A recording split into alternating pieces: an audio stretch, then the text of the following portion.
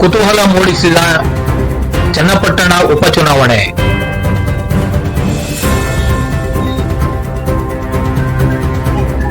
ಕ್ಷೇತ್ರದ ಮತದಾರರ ನಾಡಿಮಿಡಿತ ಅರಿಯುವಲ್ಲಿ ಎಡವಿದ ಬೇರೆ ಸುದ್ದಿ ವಾಹಿನಿಗಳು. ಸ್ಥಳೀಯ ಅಭ್ಯರ್ಥಿಗೆ ಅವಕಾಶ ಮಾಡಿಕೊಡಲು ಹೆಚ್ಚಿನ ಒತ್ತಡ.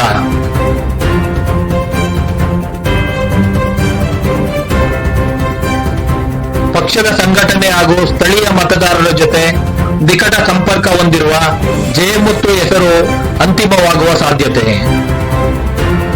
ಕುಟುಂಬ ರಾಜಕೀಯಕ್ಕೆ ಮಣೆ ಹಾಕದಿರಲು ನಿರ್ಧಾರ.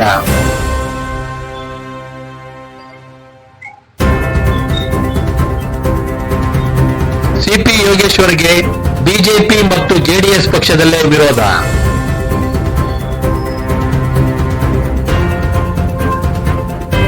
ಪಕ್ಷೇತರವಾಗಿ ನಿಂತರೂ ಮುಸ್ಲಿಂ ಮತಗಳ ಸಹಾಯದಿಂದ ಗೆಲ್ಲುವ ಲೆಕ್ಕಾಚಾರದಲ್ಲಿ ಯೋಗೇಶ್ವರ್ ಪಡೆ.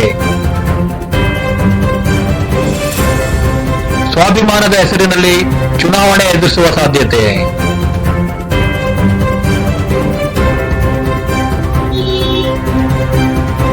ಡಿಕೆ ಶಿವಕುಮಾರ್ ಹೋರಾಟ ವ್ಯರ್ಥ.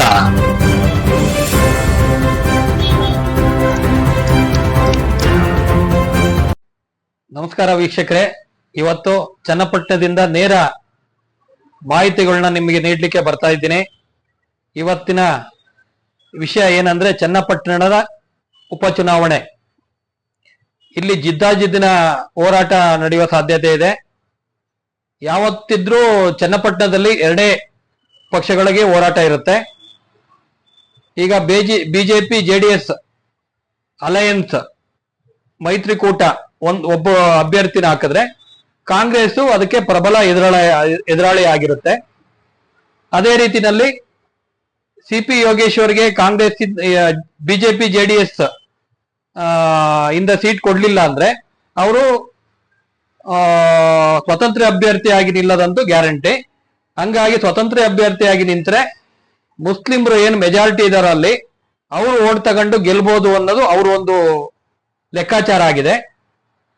ಇಲ್ಲಿ ಜೆಡಿಎಸ್ ಕಾರ್ಯಕರ್ತರಿಗೆ ಏನಾಗಿದೆ ಅಂದ್ರೆ ಜೆಡಿಎಸ್ ಪಕ್ಷ ಉಳಿಸ್ಕೊಬೇಕು, ತಳಮಟ್ಟದಿಂದ ಜೆಡಿಎಸ್ ನ ಕಟ್ಟಿರ ಅದಕ್ಕಾಗಿ ಹೋರಾಟ ಮಾಡಿ ಇಲ್ಲೇ ಹೆಸರುವಾಸಿಯಾಗಿರೋ ಒಬ್ರು ಜಯಮುತ್ತು ಅಂತ ಒಬ್ರು ಇದ್ದಾರೆ, ಅವರಿಗೆ ಸೀಟ್ ಕೊಡ್ಬೇಕು, ಕೊಟ್ರೆ ಕಾರ್ಯಕರ್ತರಿಗೆ ಒಬ್ರು ಕೊಟ್ಟಂಗ ಆಗುತ್ತೆ ಅನ್ನೋದು ಇಲ್ಲಿನ ಕಾರ್ಯಕರ್ತರ ಒತ್ತಾಯ ಆಗಿದೆ.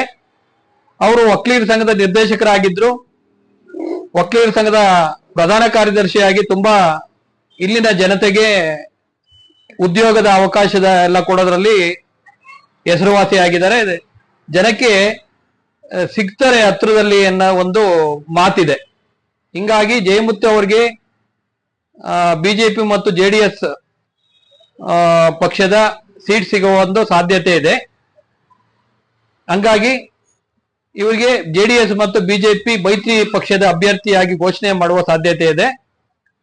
ಸಿಪಿ ಯೋಗೇಶ್ವರ್ಗೆ ಸೀಟ್ ಸಿಗ್ಲಿಲ್ಲ ಅಂದ್ರೆ ಅವರು ಸ್ವತಂತ್ರ ಅಭ್ಯರ್ಥಿಯಾಗಿ ನಿಂತು ಅವರು ಭಾರಿ ಪೈಪೋಟಿ ಕೊಟ್ಟು ಗೆಲ್ಲ ಸಾಧ್ಯತೆಗಳು ಇದೆ. ಇಲ್ಲಿ ಕಾಂಗ್ರೆಸ್ ಪಕ್ಷ ನಗಣ್ಯ ಆಗಿದೆ.